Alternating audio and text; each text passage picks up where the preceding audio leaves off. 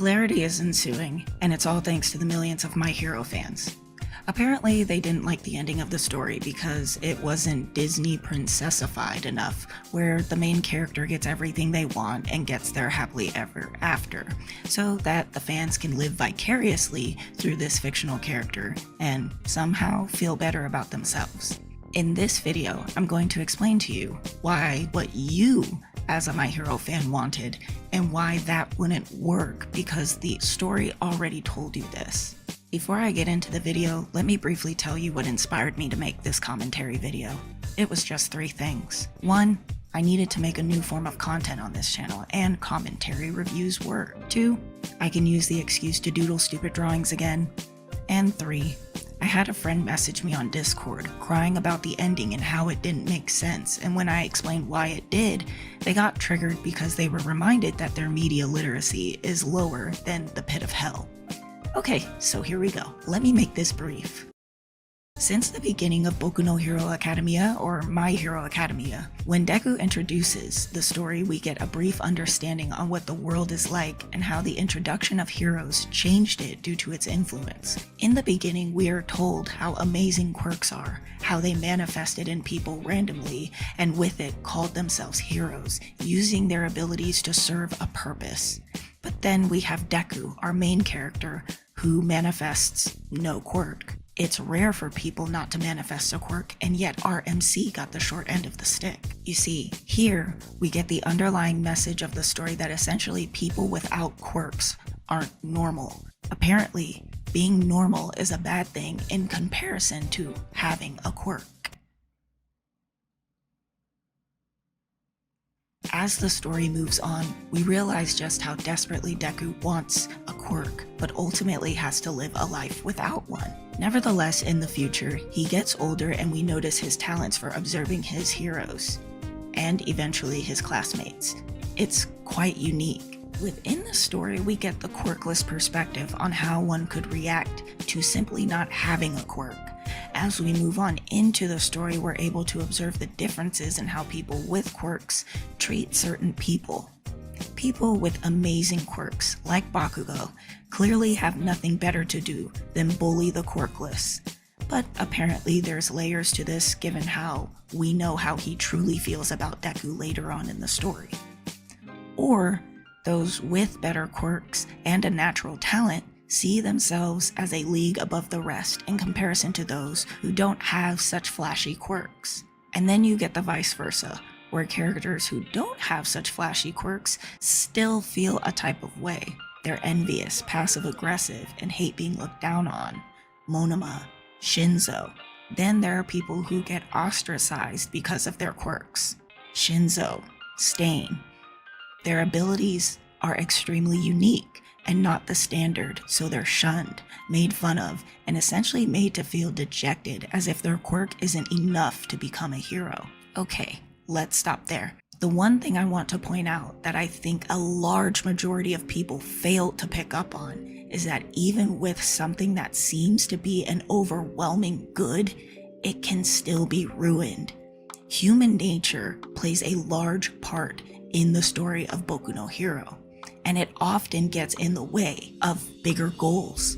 And we see that throughout the story. We see throughout the story that a hero society where people can become heroes still has its forms of ostracization, elitism, and maybe even otherism. Ostracization happens because if you're quirkless or have a quirk that's too odd or makes you look different, then people somehow don't respect you and will treat you differently. Elitism happens because often in this hero society, they have a general idea of what they define as a good quirk in comparison to other useful ones that perhaps aren't as flashy or as impressive. And I'm saying maybe otherism because rather than be fine taking your talents elsewhere in quirk science or making tools to enhance quirks and stuff to help pro heroes, people want to be the one thing, just a hero. Like, One can dream of being an astronaut, but once you find out that that's not your calling and you actually can be one hell of a pasta maker, or you're really good at drawing or putting things together, you're upset about that because that's what you don't want to settle for. You want to be that astronaut. Either way, the human perspective hyper-focusing on the overall good of hero society brings humans to lose their way, because if you don't fit in the overall good, then what good are you? This heightens a human naturistic response, which I think plays an overall key role in the story, one that those with media literacy might be able to pick up on. That's why you have villains. All of their stories essentially led up to the conclusion that they didn't fit the specific mold toward the overall good in hero society, so they became bad. If they can't fit in this mold, then they're gonna do their own thing. This leads me to end this note here and move on to how humans behaved due to quirks manifesting and achieving the hero status quo, being in that overall good space but not satisfied with it. Endeavor is the perfect example of having everything the average consensus would want, but ruining it for the sake of wanting to be the best hero. Why would he do this? At least he's not quirkless or running around looking like Peppa Pig. Well, maybe if he was quirkless or did look like that, he'd at least be humble. But because that didn't happen, he got what he wanted and eventually ruined it. Human nature. He had a wife he was kind to until he wanted to compete with All Might. Then he dogged her out, pumping her with kids to craft a child that could eventually make up for his shortcomings regarding a one-sided beef with a man he ultimately admired. And what did that result to? A broken home, literally. And if you think about it, the irony is All Might would have loved the things Endeavor had, because we've seen with this story, it's lonely at the top. It's lonely struggling alone. It's lonely bearing the weight of society when you're revered as its strongest.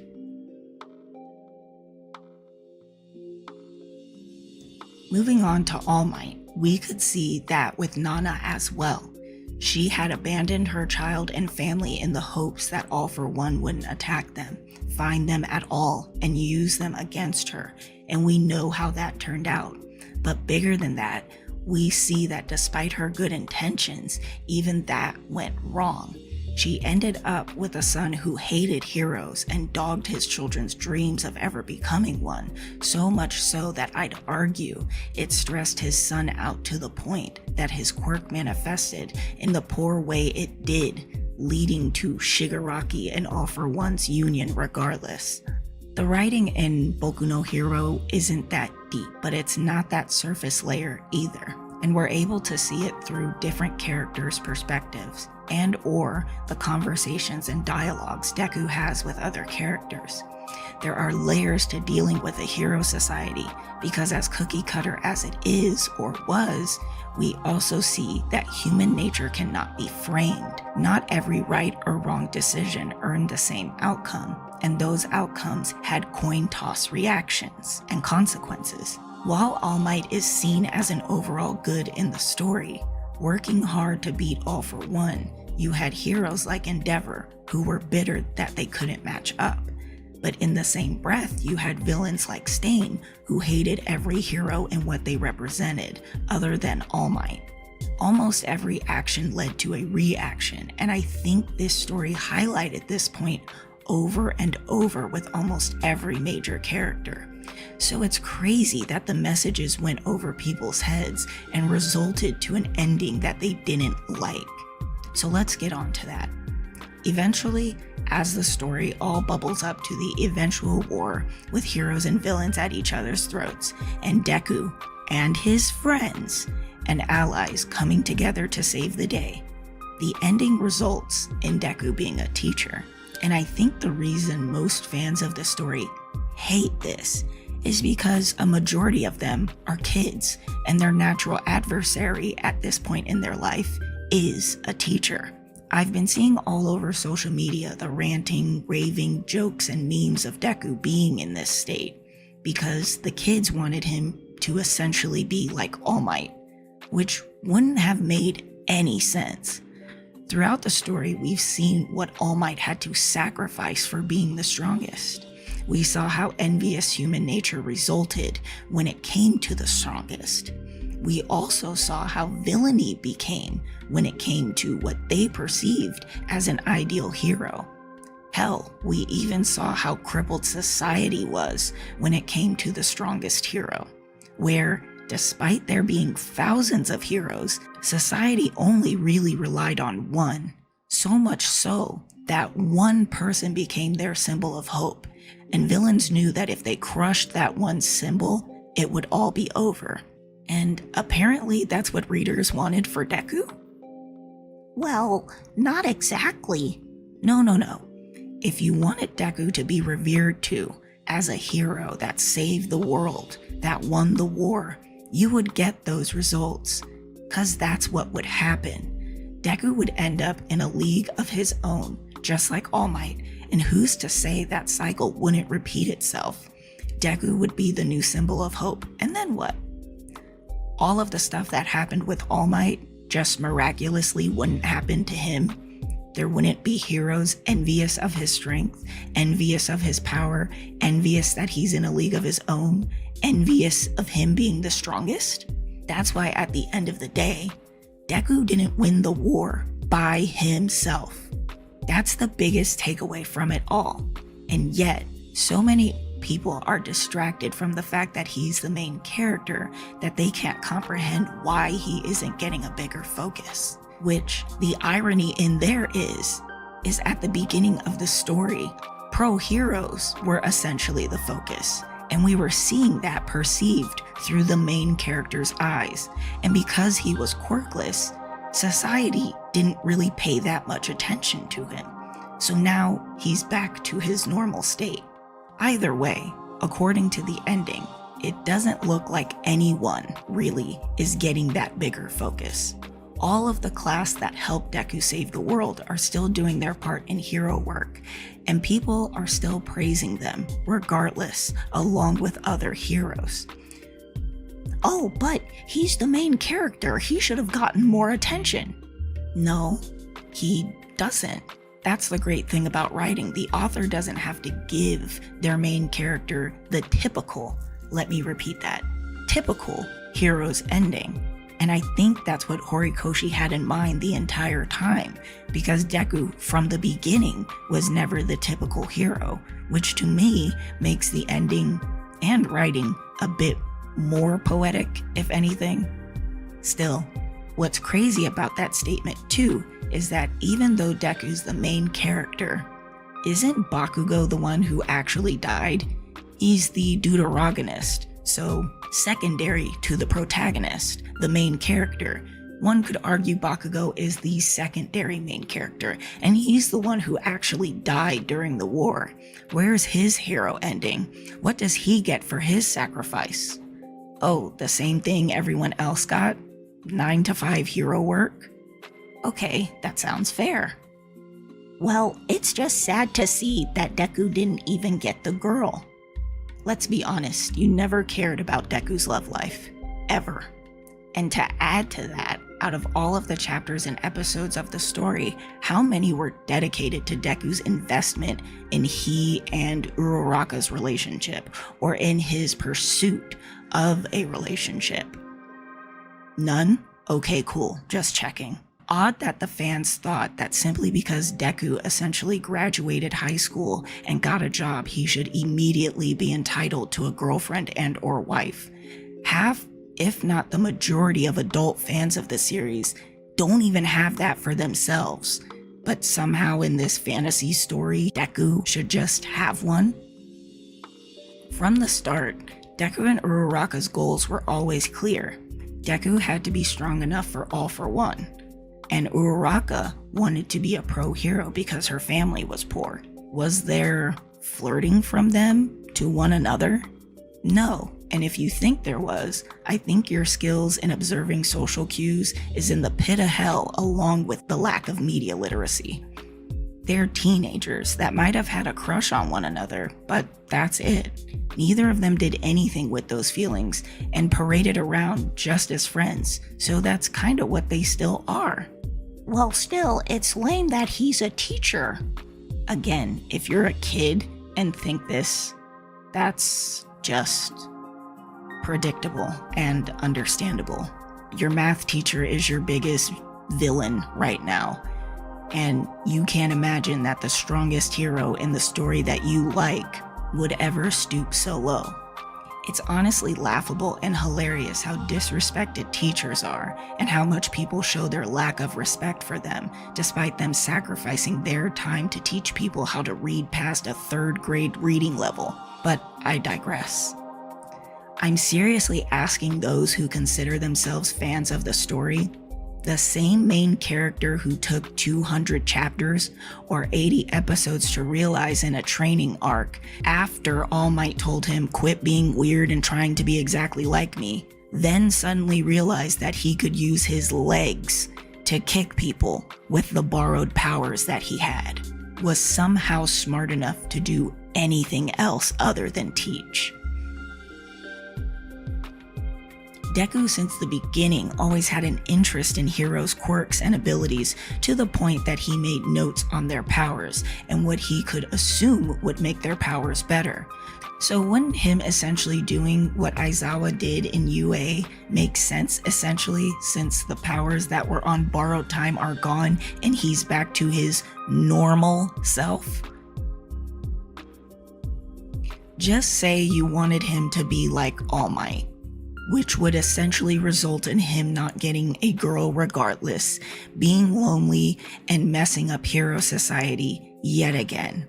Just say you wanted the cycle and story to continue on over and over and over until it eventually resulted into some Dragon Ball Z GT Super-esque story where there is no actual story anymore, and now it's just a regurgitating plot of Deku's the strongest, a bad guy shows up and says he's stronger than Deku, Deku loses, but then he bounces back and wins. And just say you wanted that, and you wanted that over and over and over. Just seriously, just say that. Because at this point, you've made that clear that that's what you want. Just say you don't like Deku's ending because it doesn't fit the mold in what you wanted for him. Because he, as a teacher with no quirk, does not fit the standard in him being your typical hero. Just like how the story outlined with Hero Society. Because despite what you know that Deku has done and accomplished, it's still not enough for you.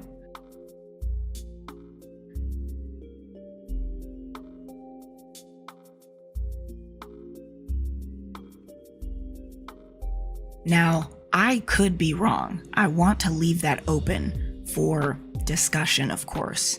I'm not Horikoshi, so I don't know exactly what was going through his mind when it came to his story and what he wanted out of it. But I do see the intricacies and how everything is connected, how essentially human nature can simply ruin a good thing. I'm not saying that the My Hero ending or Boku no Hero ending is glorious, is great. I just think it's a very normal ending. I don't think it's bad. I don't think it's bad as much as everyone else seems to be crying over it.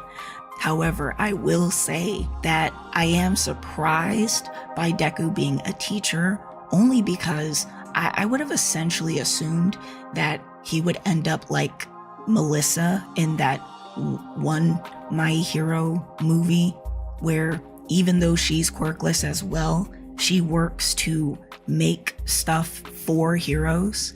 But considering Deku never had an interest in making gear for heroes and his innate talent is to hyper fixate on people's quirks and their abilities and what could be good or beneficial for them, I think him being a teacher actually fits.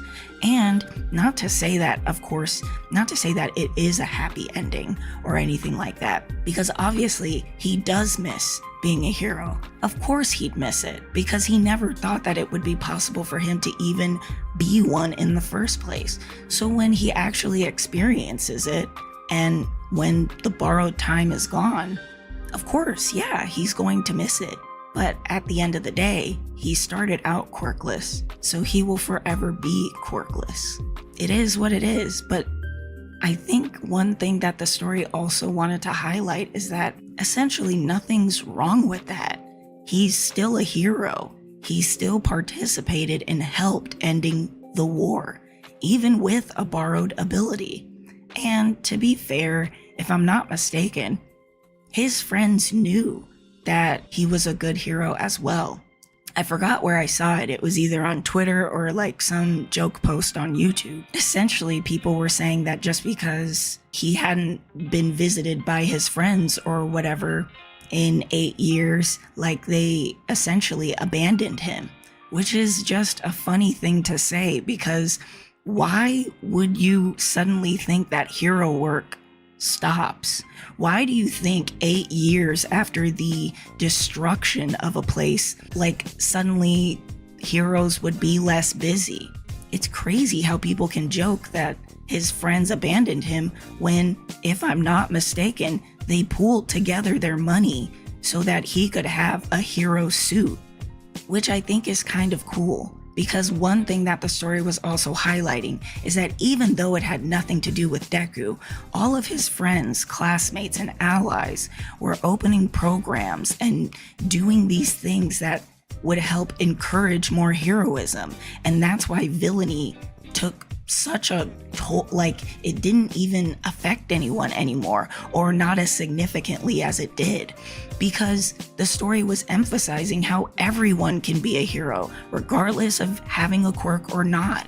Again, it's not the best ending. It's not the Disney dreamer ending that children and certain fans wanted, but it's a decent one, and it makes sense given the overarching themes and subtle messages in the story.